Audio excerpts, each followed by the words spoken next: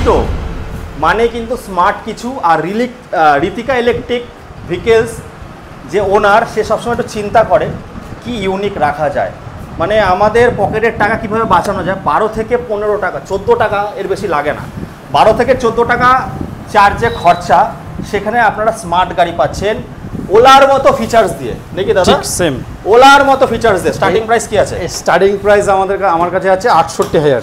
68,000, 41 থেকে শুরু হচ্ছে দাদার কাছে। হ্যাঁ, এবার ব্যাটারির ওপর, ভেরিয়েন্টের ওপরে হ্যাঁ, দামটা থাকে।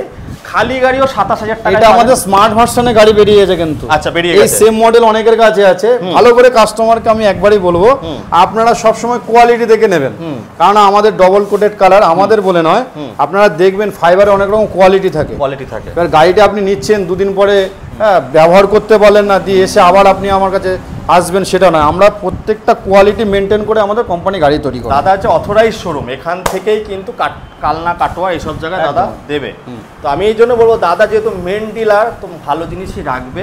আপনারা এসে একবার দেখে যান, আসলে যে নিতে হবে এর কোনো মানে নেই। কোয়ালিটিগুলো চেক করে যান। 3.7, 3.9, 4.5 mm এর কিন্তু ফাইবার পাবে, ABS ফাইবার, ভালো কোয়ালিটির ফাইবার। চলে আসো বন্ধুরা নবদ্বীপের কাছে ঋতিকা ইলেকট্রিক ভেহিকেলসে। 15, 20, 25 হাজার টাকা আনলে ফিনান্স হয়ে যাবে।